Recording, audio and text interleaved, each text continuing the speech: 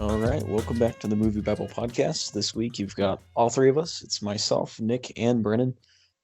We've got a pretty sobering note to start off with before we jump into kind of the usual topics. Rip Quibi, 2020 to 2020. Quibi is officially being shut down. It's a streaming service that nobody was ever really on board with from the beginning. It's pretty ambitious, if you ask me. They launched with a ton of original content. I mean, they had shows with people like Chrissy Teigen and Liam Hemsworth and I think Sophie Turner had a show. It was just filled with celebrities and these little quick bites, little 10-minute episodes, and they offered 90 days for free, and they just could not get people to subscribe. And so it's been pretty definite that this streaming service has not been in good standing ever since it launched. I think they peaked at about 5.6 million subscribers, and that was with the free trial signups they offered, which was a 90-day free trial in the month of April. And they lost 92% of those 90-day free trial subscribers after that free trial ended. So Quibi's just been in the tank, and they've officially given it the axe this week and are just trying to figure out what to do with all that content. Yeah, it was kind of weird with Jeffrey Katzenberg at the beginning of this, where he kind of like was puffing out his chest saying they were going to change the way that content is, and every time you hear people do that, that's always like definitely a time to stop and scratch your head and think about, aren't these people just like talking out of their ass? And with Quibi, it kind of seems like they were a little bit. I think in theory, I kind of like the idea of Quibi, and it's funny because I feel like I've spent far more time talking about the idea of Quibi than I've never actually watched anything that Quibi has, which I guess is just in of itself one of their biggest issues. But yeah, it was weird from the start because they were all like, you have to come to our app, and like you can't meme any of our content, which is basically like 95% of the internet at this point is memes. So I don't know what you're really doing if you're you're not letting like it share, like people share your content organically. And it was weird, and it felt like, I don't know about you guys, but it felt like they had all these big people, but it was the people who were pitching the ideas where it was like maybe their fifth idea or something like that, like their D or C level thing that they couldn't get made at some other place. And Quibi was like, hey, we'll take it and chop it up into little bits for our thing. That's weird. I would like to watch some of the stuff on Quibi before it goes away, because I feel like, yeah, one of the big things is what's going to happen with all this stuff. Is it just going to disappear? I think it's a really big question to ask. Yeah, I don't have too much to say about Quibi just because it is Quibi, but I do feel bad for it. It's kind of sad. I remember when this thing launched, it was kind of anticlimactic, but they had a lot of push leading up to it. I was looking forward to it, and then I kind of just forgot about it. But I think you're right, Nick. They need to do something with the content. Is there any contingency plan are they just kind of shutting down pretty quickly and no one's going to be able to access it, or how's that going to work? So from what I've seen, it's officially shutting down on December 1st. And then so before they announced the shutdown, they were looking at who can we sell to, and I think some of those options are still on the table. Yeah. I'm just not sure how the content would be restructured. Would it still be in these little 10-minute chunks, or would Netflix get their editing team to, I almost said hack it up, but almost like Frankenstein it together, and just put 4 of these Quibi episodes into an actual Netflix-sized episode, or what would that look like? Remains to be seen.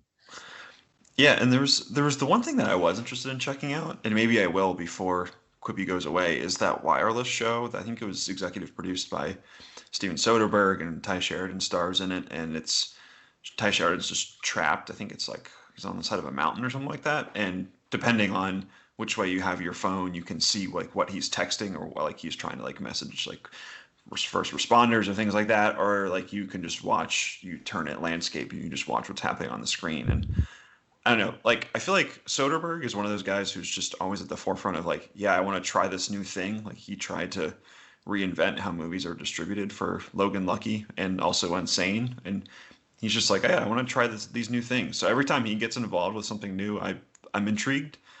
Um, but yeah, I don't really know what you do if you try to ship this over to like Netflix, because it's not like Netflix isn't engineered to do like have stuff on their phone like this. So would they do like a split screen where you can like for the wireless thing, so you can show what are happening on both sides of this? I don't really know. It's this weird thing, but it's also, I think it's a result of kind of like one of the bigger issues with streaming right now is like all these big studios are pretty selective about what they put on there. Like you won't find entire libraries of things, and there's a bunch of Disney stuff that isn't on Disney Plus, and there's going to be a lot of stuff that kind of just falls through the cracks. And maybe I don't like a lot of what Quibi shows, because I am going to try to watch some of the stuff on here before it goes away. But I don't know, like the idea of these things just kind of disappearing, I don't think is particularly great, and I think that maybe it doesn't set a precedent, but it kind of sets a trend for what other studios can do if things start to go bad. I don't know. Quibi's weird. It's very, very weird, but I wish there was it had a better plan in place, because I think there was probably something interesting they could have done with it. Yeah, and I think this will help address a concern that a lot of industry people have had about streaming services, because we really haven't seen an original streaming platform with original content of its own flop like this. So the question for a long time has been, well, what happens to something like The Irishman or Marriage Story, or really any of Netflix's original content, if Netflix goes belly up? Does it just disappear forever? And I mean, most of their content doesn't get a physical release, so is it just gone? And then, 100 years from now, somebody will find a film reel of it in their attic, like they do with all the movies from the 19 teens. And so I think it's going to be a very interesting thing to watch unfold, because we really don't know what happens to content in the age of streaming when it's no longer on its original platform. And it's weird too, because Quibi was like the last streaming service to enter the market realistically in terms of what was considered like the quote unquote big streaming services. Like it came after HBO Max and all these other things. And now it's the first to go, which that's just a bummer to think about. But this is definitely the first of many. Like there's still way too many streaming services. We talked about Peacock when it first came out. I haven't even thought about using Peacock since. I use HBO Max, Netflix, Criterion Channel. But there is a bunch of these things out there, and it's only a matter of time before someone like a big tech firm like Apple bundles a couple things together to save them, or a couple of these group up, and then other things fall through the cracks. I don't know. It's so bizarre, and I think we are still. I think a lot of people have talked about how we're still in the wild, wild west of streaming, but I think that this is a big issue that I think a lot of people need to start thinking about. Yeah, it's weird. But yeah, Quibi, I mean, let's pour one up for Quibi, though. I think we have to.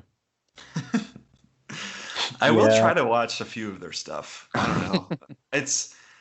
I've spent so much time dunking on Quibi that I would like to actually see what it's about before it leaves, because I don't know, some people I appreciate actually think like, hey, it's not the worst thing in the world. So I don't know. Like, I won't sign up for a service where like one of your big shows is Anna Kendrick hanging out with a sex doll, basically. But that's interesting. Like, I would be intrigued in seeing that if I can watch that in a free trial period. So I don't know. I feel bad for a lot of artists who make things and then it just kind of goes out in the world, and then it maybe in terms of Quibi it disappears, and there was definitely some thought put into them.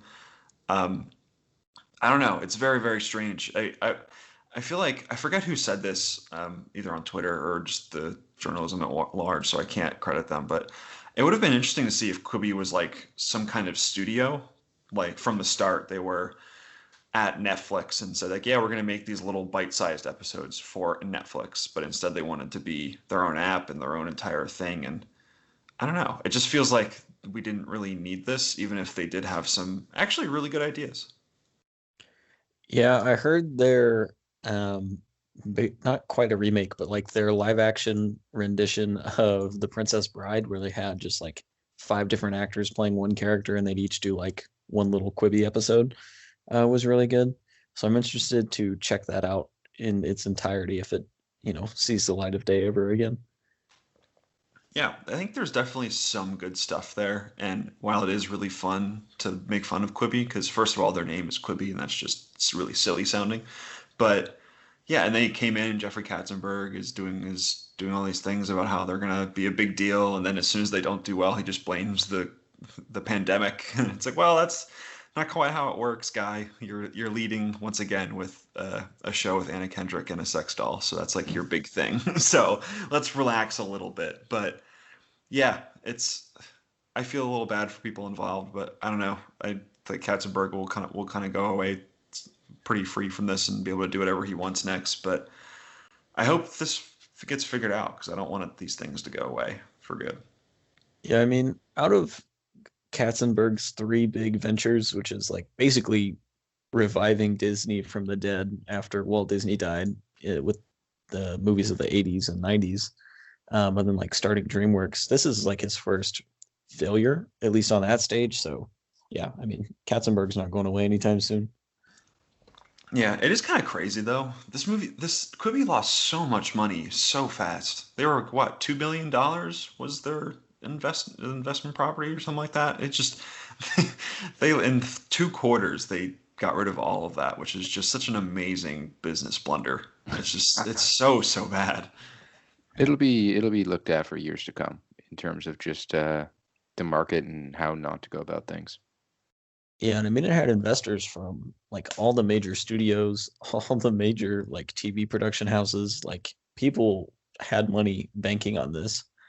And I saw an article that was just kind of equating Quibi's failure to the fact that the older generation doesn't fully understand why the younger generation likes cell phones.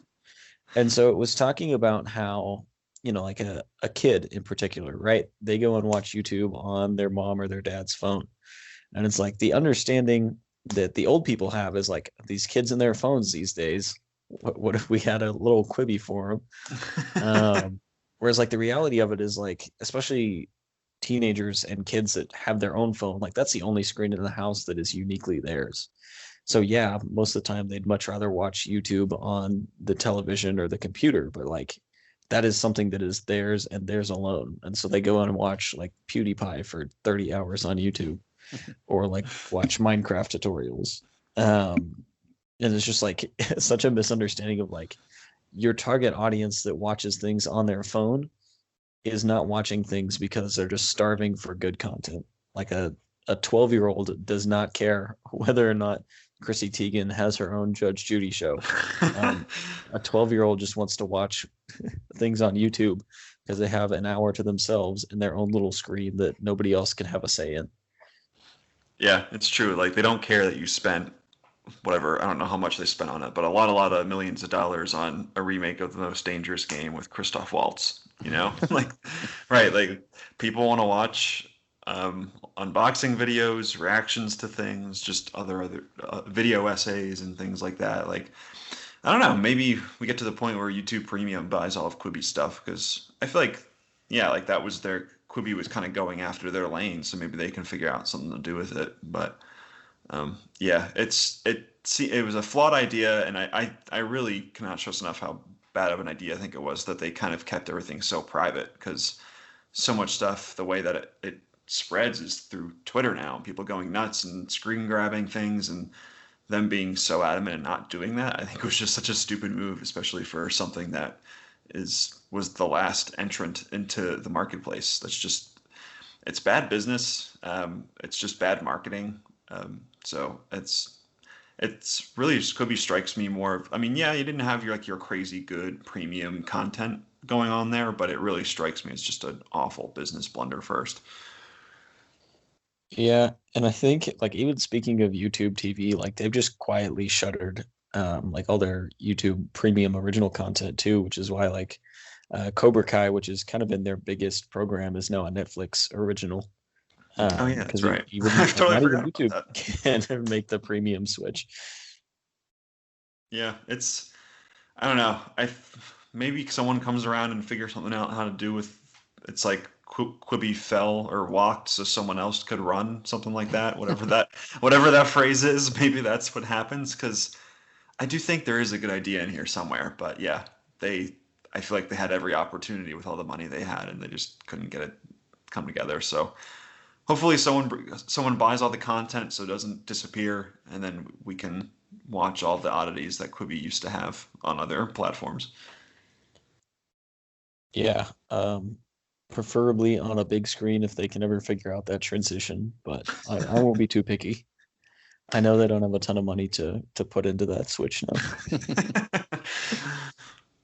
now. So let's move on to another streaming service that is just constantly ridiculously in debt, and that is Netflix, the king of original content.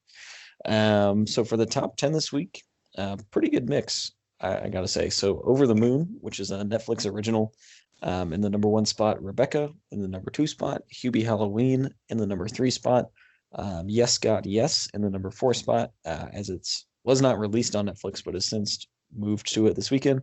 Paranorman at number 5, Tremors Shrieker Island at number 6, Cadaver at number 7, The Grinch at number 8, Trial of the Chicago 7 at number 9, and The Secret Life of Pets 2 at number 10. So I'd say this is probably like one of the better spreads we've seen of the Netflix top 10. Like normally it's very centered on whatever came out latest, which I mean this still is for the most part. But we still have our Illumination Studios representation. We got Paranorman coming in for Halloween, Tremors, which I think is like both being somewhat new and being a Netflix original coming in. So can't complain much about the Netflix top 10, to be honest. Collin, it's the time the world's been waiting for. What are your thoughts on Hubie Halloween? I really liked the part where Hubie was doing the Halloween stuff. And it just really spoke to me when Adam Sandler's friend showed up. And just let us down. Yeah, I'm just getting too emotional. I don't know if I can talk about how this movie affected All right, then me. we'll check back with you next week after you compose yourself, just to 7 make sure more that days. you can have your thoughts all in a line here. It's still holding in strong at number 3, though. It's the power of Sandler is clear. Back-to-back weeks at 1, and now it's at 3. Good old Hubie, gotta love it. Yeah, it has some legs. It's sticking in there.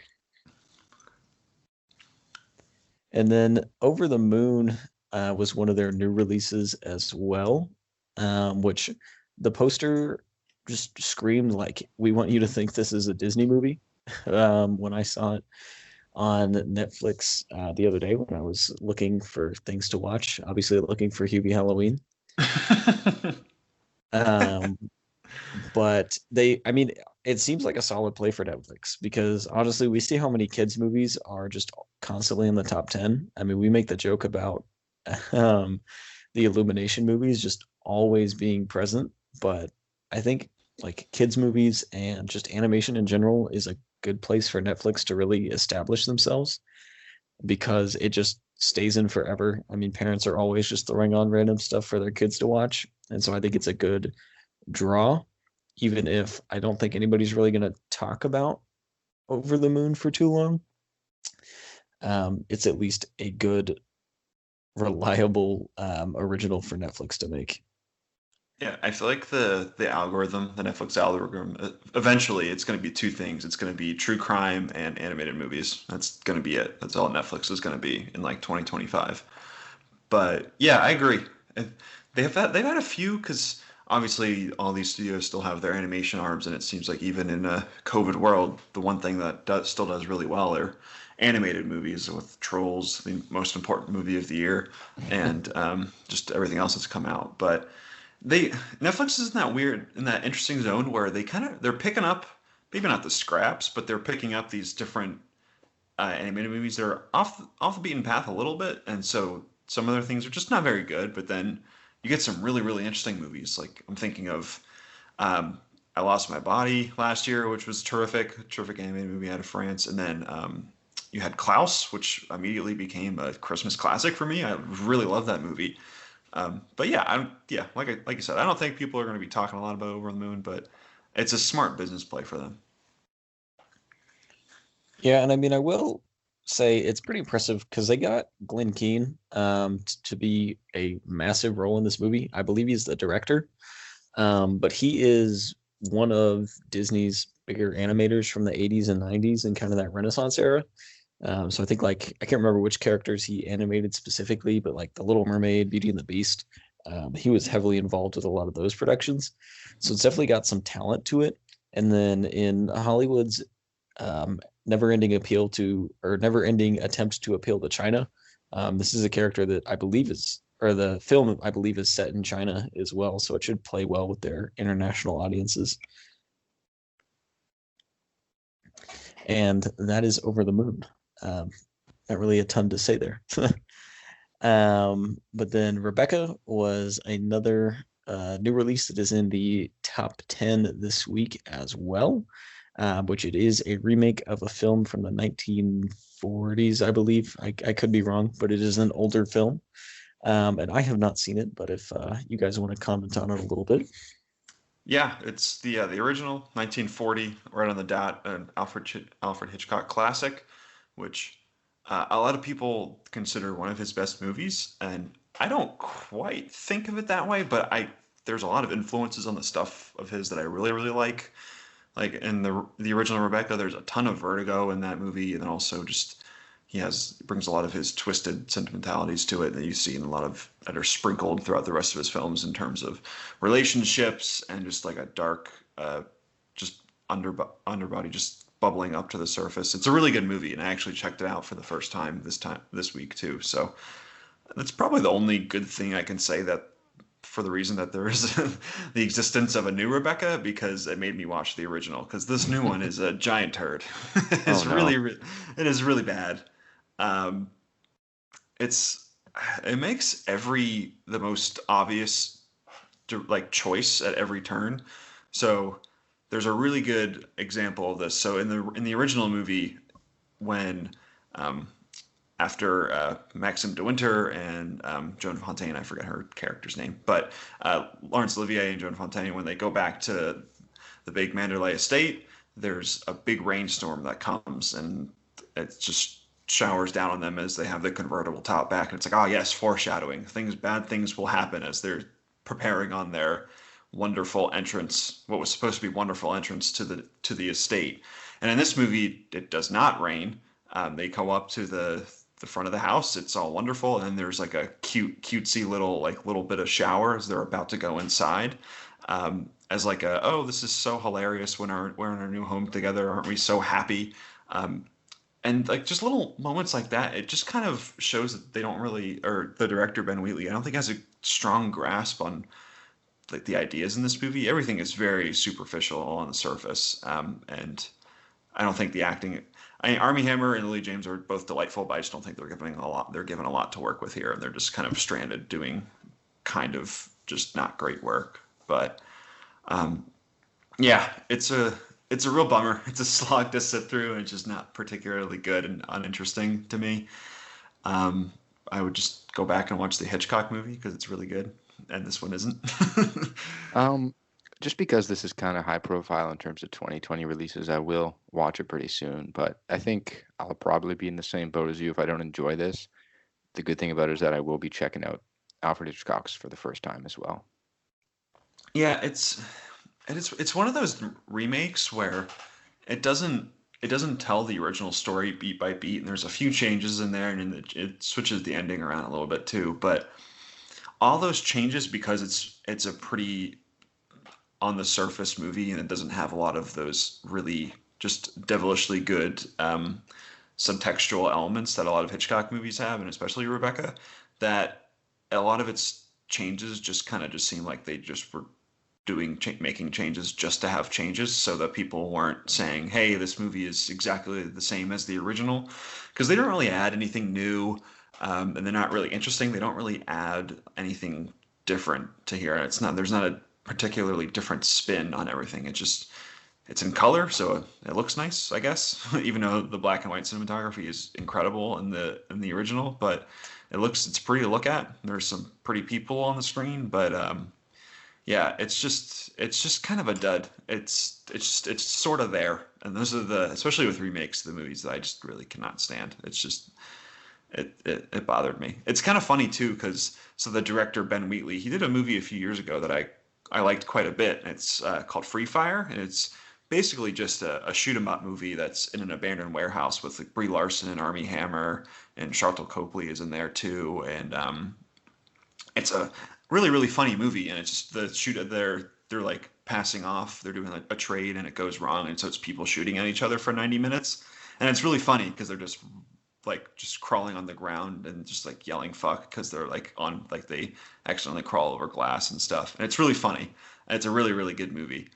But it's weird because it was also announced that Ben Wheatley's he's going to direct the second Meg movie after this. Yeah. So it's like one of these things is not like the other. It's just like he just doesn't seem like a good match for this kind of story. I think he's a good director. I just don't quite see why he is doing this movie. It doesn't seem like a good fit, and I think the end product bears that out. So, yeah, it's just a weird one. It doesn't really quite work for me. Yeah, this movie's here. I don't It really spend is. that Even much if you time haven't with seen it, it's just there. Then other than that, it's nice to see Yes God Yes on the Netflix top 10. I checked it out probably about a month and a half ago when it released via regular video on demand. So it's nice to see it getting some more momentum now that it's on Netflix. Yeah, this is a good movie. I really, really love this movie. I wrote a review for it when it first came out. As someone who went to one of these Catholic retreats, as a good Catholic boy that I am, it spoke a lot to me, and I think for people with similar experiences, and just generally who are people who come into contact with religion or have a religion as somewhat part of their life, or maybe not at all. I think it's actually a really interesting movie and says a lot, and it's really, really funny. And Natalia Dyer is really great in it. So yeah, I recommend people check that out instead of Rebecca. Yeah, and then unless you guys want to talk about Tremors, Shrieker Island. How many Pass. Tremor movies are there at this point? I Is there believe like this 15? is 6 or 7. There's so It many. is quite a bit. And Good for them. I know, Yes. wasn't it Kevin Bacon was like one of the stars of the first one? That was 30 years ago. That's They just just weird. keep churning them out. People Yeah. like Tremors. So this is, in fact, Tremors 7. Good God. Good for them. They know their audience. Yeah, I mean, it's kind of like Terminator in the sense that like every 5 to 6 years, they're like, you know what? We haven't made one of those in a while. And then they just pop one out. It's weird because I'm pretty sure they're still in the original timeline of that. Like it's still members of the same cast coming back too. But yeah, it's kind of weird that those are still a thing. Yeah, it's it's a thing. Much like Rebecca, this movie is here. It is it exists. No one can change that. So that is the Netflix top 10. But Amazon was, I'd say, definitely making some more waves with its original release this past week. So Borat Subsequent Moviefilm. I won't say the full title because it's extremely long and I can't memorize all the words. Came out this past week after being rumored for about the last year and a half and then being confirmed a little over a month ago. And man, what a movie. So I watched both Borats for the first time this week. Wow. And I'd always been peripherally familiar with Borat. It was a big movie for my brother because he was a teenager when it came out. So that kind of thing was just massive way back in Yield 2006. But I never really had gotten an interest in it. And so when I saw the new one was coming out this week, I was like, you know what, I'm gonna check out the original Borat. And I stand both of them. I think Borat Subsequent Moviefilm is the better movie because the whole gimmick of the basically mockumentary style of filming people that don't know they're in a movie, I feel like is just a little dated in the internet era. And like being an Eric Andre fan and Billy Eichner and seeing Billy on the street, like it just doesn't feel like it has the edge that it probably did in 2006, and it didn't feel as relevant. Whereas Borat subsequent movie film is just largely relevant to all the chaos that is 2020. And I think it does have a bit of a tighter story between Borat and his daughter. It is really funny, just how much these two movies hate America, and it's pretty funny. Like it's almost like it was like the perfect time for a Borat movie to come out, just given everything going on. But yeah, I really like the second one. It's really funny. I also really like the first one too. But it is really funny to think about just how big of a deal the first Borat was. Like everyone knows, like very nice, and this is my wife, and all that stuff. Like it's so funny how just this little mockumentary broke through and became such a big deal that that it became. I think a lot of that was because people were just kind of taking it as face value, at face value, for all like the shock, just like jokes in it and whatnot. But both of these movies are just really good satires, and I think I I disagree a little bit. I think the thing of seeing people who don't know they're in a movie just say like outrageous or things, or just not even respond that much to Borat when he says absurd things, I still think holds a lot of value. But yeah, it's there's some bits in the second one that were just tremendous, just chef's kiss. I I am much more like the first one. I do agree with you, Colin, that there's a tighter story here, 100%. But I just like one thing that I kind of point to is the first one. I remember like tearing up, laughing. That never happened with the sequel. But no, that first one is crazy. This one's good too, but there's something about this one that for me, I don't know if like Nick, you probably watched the first one a while back for the first time. With you, Colin, it's a little different since you watched them like this past week, but I felt this one didn't feel as authentic. Yeah, I think that's true too, in a sense, because I think this movie's still weirdly tame if you compare it to the first one, because there's just like Hmm. there's a lot of scatological stuff going on in that first one that I want to forget, but was really really funny. Um, it's just yeah, it's like tamer, I and mean, yet and it's but yeah, I still think given everything going on, I think it's very very worthwhile. it is, it Yeah. is. And you know what? Just before I let you jump in there, Colin, again, I think one thing that also was a little different for me and what I really appreciate about the first one is there are only four actors in that first movie. Whereas I don't know with this one, I don't know about you guys, but I felt like there were a ton. Yeah, it definitely felt like there were more people that could definitely have been in on the joke. And I've seen, we can probably touch on it a little bit more in a minute, but like there's been some backlash to quite a few different scenes in the movie. And one of them was alleging that this scene that takes place at a bakery, that it was more staged than it appears. And so the Borat asks the baker to put on it's something derogative about Jews. I can't remember what specific. Oh, it's like Jews will not replace us on the cake, and the woman just Oh like my goes ahead God. with it. And so, um, I've seen a lot of backlash on the internet where people are like, you know what? I know this store, like she's getting a lot of hatred right now, but they rented it out for the day, and we're like, we're gonna do this for the movie.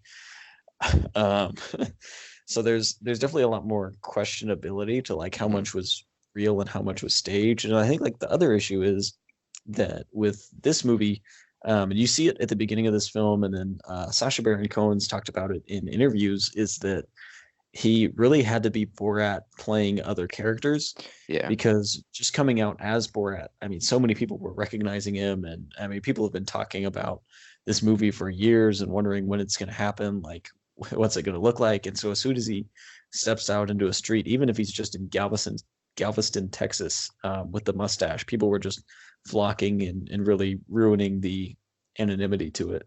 Yeah, I like seeing all the different caution or portrayals he had to do to pull off this. I agree with you though. I think it's tough because the first one, like in comparison, I just feel like there's a little bit more cheesy to say this, but I do use it a lot, and I do believe in this truly when it comes to movies. But I think there's more magic in that first one, and kind of the magic of this is just someone that literally like they really do. They have no idea who this guy is. Like this, like Borat is a real person to these people that he's interacting with. Whereas obviously in this one, I think that the twist of him having to take on other roles was definitely fresh. It was definitely a fresh feel. But with that Baker scene and with some of the other scenes, it didn't feel as smooth to me as everything that happened in the first Borat. But it was still 100% worthwhile, and I loved watching it. My favorite part of the film, I don't know if we're going to get into the spoilers. You can let me know after I say it. I'm not going to say the spoiler, but the ending, like the last 10 minutes or so, things came together quite well at the end. Yeah, pouring out for Rudy Giuliani, I guess. It's something what's going on with that one, but yeah, it is interesting because yeah, definitely some of this stuff is a little more staged this time around. But there are some moments like where he's the country singer. What is he? Is he Country Steve? Is that what they call him? Yeah. And he's singing about the Wuhan flu up on stage, and there's some of that stuff that just seems very authentic to me. But yeah, there's some stuff like that is probably staged in all this. But I think yeah, even if it is staged, I think it does still hold a lot of merit because I just think Borat should come back like every so often. Every time we need a little jolt in the system, I think he's just a really good, like a really goofy character to spring all this stuff on other people. And if he has to get in more crazy disguises over and over again, then by all means do it. It's like Zombieland, just every 10 years, if they just reunite and just put something out there, I'm here for it. Yeah. I also, just going back to the first one there, this sequel here is probably not going to catch on with awards like the first one did, but the first one was nominated for Best Adapted Screenplay. Sacha Baron Cohen won the Golden Globe for Best Actor in a Comedy. So that first one really was a big deal, and there was a lot of people that were upset when he missed out on a Best Actor nomination. I mean, he still got nominated for the screenplay at the Oscars, but I don't think this will catch on quite like that one in terms of that area. But I mean, this is a big deal, right? And there are a lot of pretty funny moments in here. For me, though, I will defend the first one. I think that's the better one, but I will agree with you, Colin, that there is definitely a tighter story in here, especially when it comes to the relationship with his daughter. Yeah, and there's been a big push on film Twitter to get Maria Bakalova, who plays his daughter in the movie, nominated for Best Actress. She was good. Because she really does a terrific job in this movie. Just like having to basically match Cohen's like authenticity in the moment for these things and just match his energy. And I mean, she just steals the show, particularly towards the Rudy Giuliani portion of the movie, which like that was just a whole thing in itself because that sequence of the film really broke about 3 days before the movie came out, because it like early reviewers saw it and were like, of course I'm gonna spoil kind of the biggest gotcha moment in the movie on Twitter. Yeah, but I think it's drum up some more intrigue for the movie too. Yeah, I definitely think it ends up playing in the movie's favor, because it does just generate a lot more interest and like onlookers on the outside are, I think, more curious because this big gotcha moment does play out, which obviously it's going to be contested pretty heavily, already is. I'm not going to be surprised when Cohen or somebody gets sued over this, but it is just it's horrifying and hilarious to watch it play out in the actual movie. It's amazing. It's something. It's one. I can't even put words to it, but it's crazy. And even that, and the thing that got me a lot too was when he barges into the CPAC convention, and just Mike Pence's reaction to him is, I don't even know. I wonder if that's trick photography too. I don't really know, but it looked pretty authentic to me. That happened. It looked so funny. It just because regardless of your political leanings, it's just like Mike Pence just seems like a robot to me. Like Yeah. he just never reacts as a human does. So seeing him like slightly break, I thought it really wrecked me. I thought it was so funny. One of the more impressive moments in this movie that doesn't seem impressive just because of how it played out, but I read a lot more into it, was when he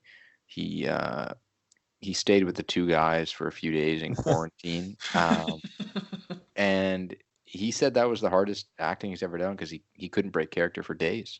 So that's pretty impressive. Because at first, when I watched it, I'm like, how's he living with these dudes? Like, this has to be one of the parts of the film that are staged.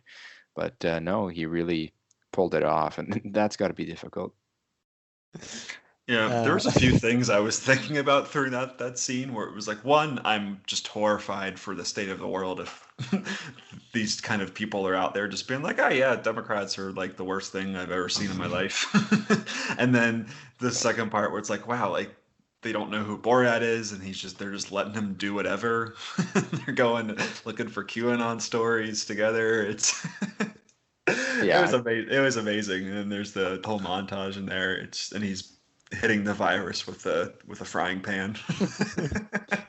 If he It's amazing. what would have been funny, I mean, this would never happen, just coincidence wise, but it'd be great if they were chilling in there and somehow they saw Borat on the internet or something, and while he's living with them. Yeah, even that, like, it's amazing how much of this they were able to keep pretty under wraps. Because even like with the whole thing at CPAC, like that was a fairly decent sized news story that like somebody dressed up as Donald Trump ran into the rally with a woman over their shoulder. And like nobody was able to really connect those dots until a month ago when it was in the trailer. And it's like, especially the whole thing with Rudy Giuliani, like, I mean, his fake daughter was able to impersonate an actual journalist and get an interview with the attorney to the president, like during the time when he's being impeached, and that's just impressive. There are some funny things that Sacha Baron Cohen's been able to do, and some very high up people he's been able to get to. But that's definitely one of the peak ones. Yeah, and I think Trump didn't Trump respond to Sacha Baron Cohen? He called him, he's just like a weirdo. I can't remember what he said. He's like, he's just a creep or something. And I'm like, that just makes it better. Originally, both Donald Trump and Donald Trump Jr. were in the film, but they had to cut their scenes. Sad. That would have been amazing. Rudy was tweeting about how he was so proud that he didn't get caught by Sacha Baron Cohen. He said so many other people have been goofed by him, and I beat him. What? He said that. I'm like, that's amazing. I'm like, what okay. An incredible spin. He's like, so many others in my position have been goofed by this guy, but not me.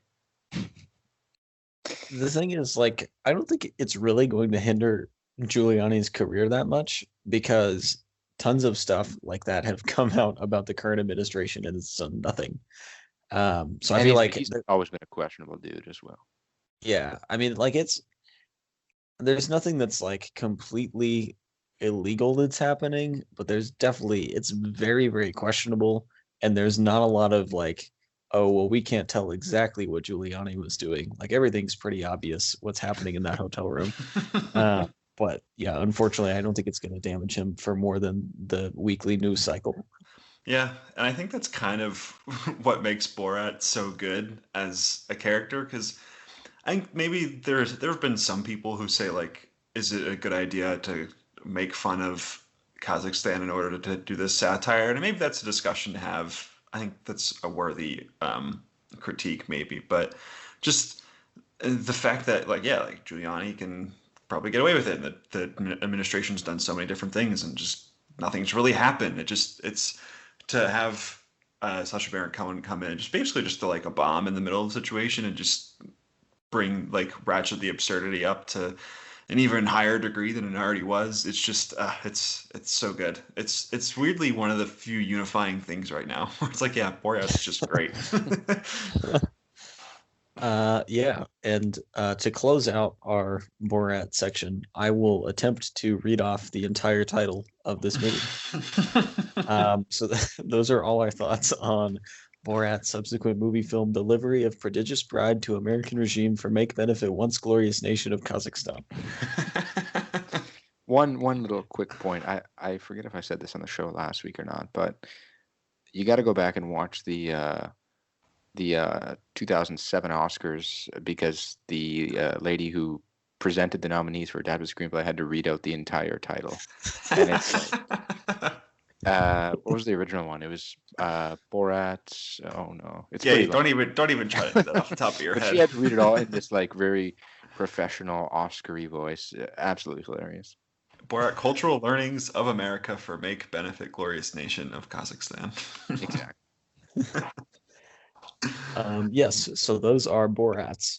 And then the other kind of big release this week, streaming wise, was Bad Hair, which dropped on Hulu. At least the only other one we really want to dedicate a lot of time to, because I have yet to hear anything nice about witches.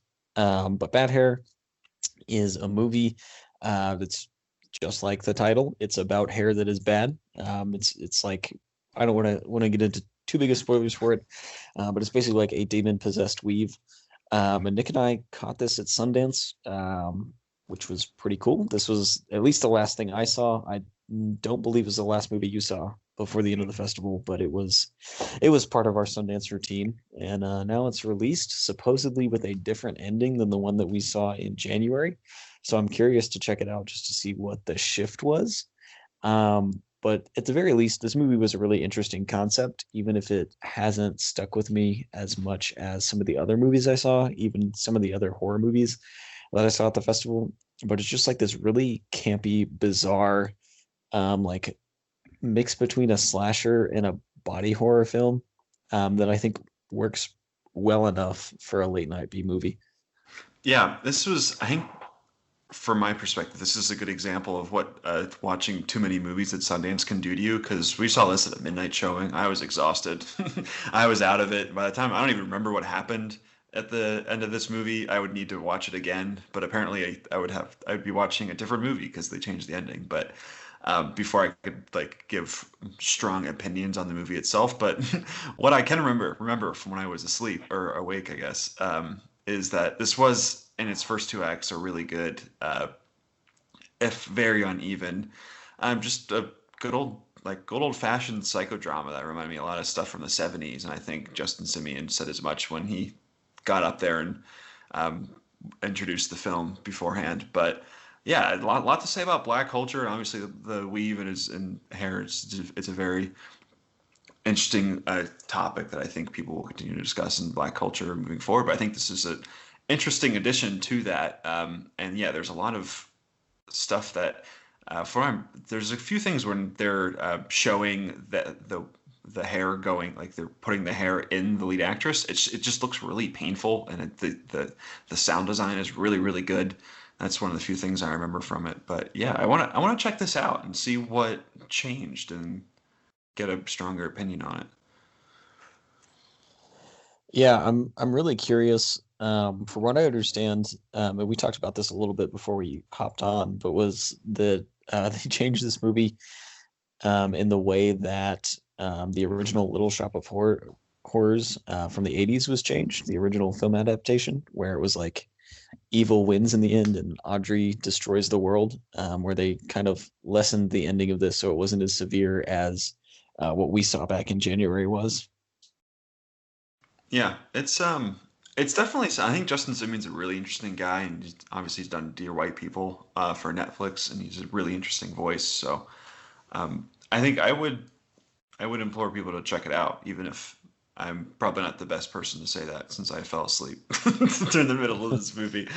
But for what I remember, it was really, really interesting. Yeah, so it's definitely one to check out. Definitely during the holiday season for Halloween, while everything's still spooky. It's definitely a good thing to like just pop some popcorn, 10 p.m., throw it on, enjoy yourself for a little bit. And then there's also what we've been watching lately, So Brennan, if you want to take it away with what you've seen this past week. Yeah, so it was pretty much a quiet week for me overall. I had a lot of things going on, but I did watch a documentary covered the 2016 World Series between the Chicago Cubs and the Cleveland Indians, which is probably the only time in a long time where baseball was the number one sport in the U.S. for a period of time, because football has been dominant for a while, and there have been a few NBA finals that have been quite big as well. This was a big one though, and ratings were like the highest they've had in over 30 years. It was kind of a national thing because the Cubs, they hadn't won in over 100 years, the World Series. Same with the Indians. They had not won since the 1940s. So combined, I think in the doc, they kept saying 176 years of no titles leading up to this. And obviously it went all the way to a game 7. It went to extra innings. Incredible game. I remember watching it. But I just kind of wanted to bring it up because it was a great doc. And what I loved about it was they didn't just kind of follow the games, but they explored the culture of the team as well as how important it was for the city of Chicago and that fan base. And they always kind of connected it to the fact that they've been losing and they've been the lovable losers for so long. There was such a generational following with this World Series. You had people who were in their 70s and 80s who said, like, we can remember 1945 when the Cubs last made the World Series. They didn't win, obviously, and you had so many people who were just at game 1 crying and saying, we never thought this would happen. Like my grandfather never thought this would happen. It's a generational thing. And I remember they had and they showed it at the end, and this was a pretty awe-inspiring moment in the documentary. But when after the World Series ended and they won, there was the big parade in Chicago, and I think still to this date it's the largest human gathering in North American history. Millions and millions of people gathered for that parade. Pretty great stuff. But I also bring it up also as my movie this week because the World Series is going on this week, and I'm from Canada, but I am a Dodgers fan, and we are probably going to lose our 3rd World Series in 4 years. So think about me. Think about me. Thoughts and prayers for Brennan. I still remember one quick thing, the ending of that World Series, because Game 7 was just crazy because you had the rain delay and the Cubs come back, and it was like literally like the universe was trying to get the Cubs to win the World Series, and it was amazing. But yeah, baseball hasn't been the same since, you know. It was it's kind of a movie ending too. Like, it truly was. And even with, I don't know if you remember the very last play. You have the third baseman, Chris Bryant. He throws the ball to first to get the out, and you see his foot slip too as he's throwing it. And you're like, and everyone in the dock was like, "Oh, like we saw that, and we're like, we're done. Like, we're cursed. Like, he's about to throw this thing away, throw the game away." But he got it done, and it's one of the bigger moments in American sports history. Yeah, no doubt. It's crazy. I remember just going nuts, and I didn't care about either team. I didn't care about the Indians or the Cubs. I have no affiliation, but it was just so cool. And you can imagine, just sports are weird, and we go nuts for them. And I go nuts for Philadelphia sports, and I think way too much about the Eagles every Sunday when they lose. It's just one of my many, many flaws. But yeah, it's really cool to see just kind of the effect that had on Chicago. Yeah, baseball. Collin, your thoughts? I really like where the player's running to the base and then he makes it or doesn't make it.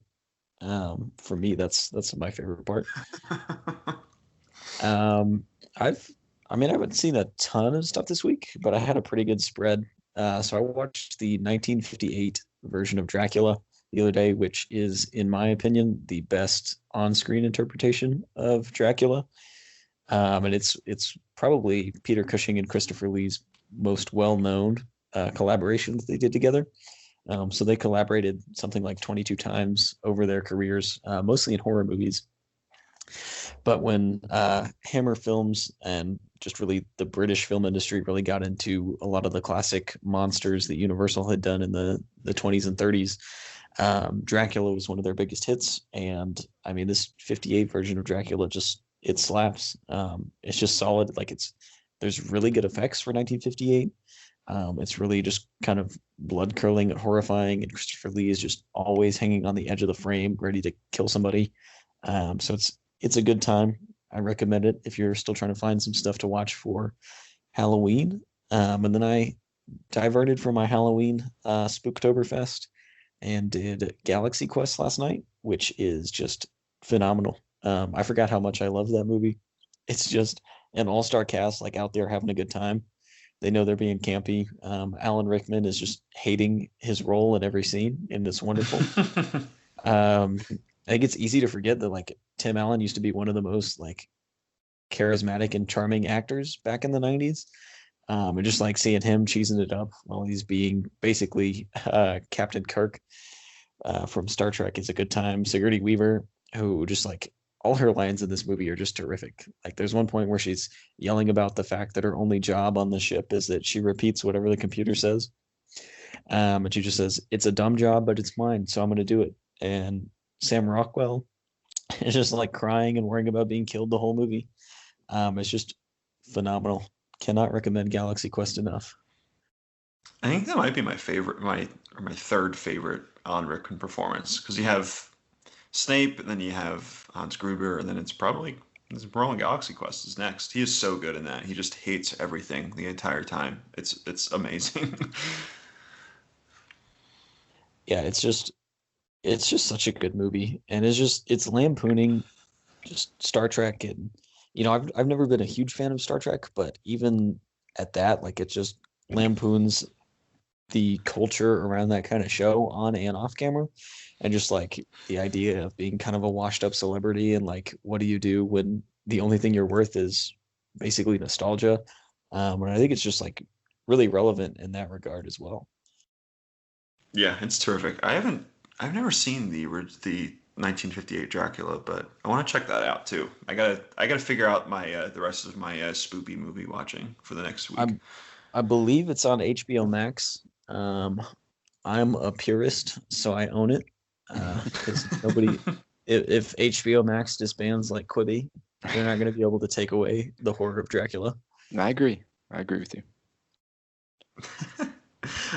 So yeah, I took a trip into pure poetry, I guess, this week with the World of Tomorrow shorts, which are quickly my favorite things. So these come from animator Don Hertzfeld, who I think released the first one in 2015.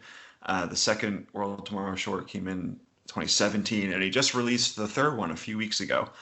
So I took the time to watch all three of them, and they are just unbelievable. So I think the third one might be my favorite movie of the year, as it stands right now, as we're recording this. It is tremendous, and I guess for people who haven't seen them, they're all on Vimeo. You can rent them all or buy them all for a couple dollars, and I couldn't recommend them enough. But basically, it starts with this idea that in the future we're just cloning people over and over again. So the first one starts with this little girl just like playing in this completely white room, and all the people are stick figures. So it's all these just stick figures walking around against like this amazing kaleidoscopic imagery that comes in.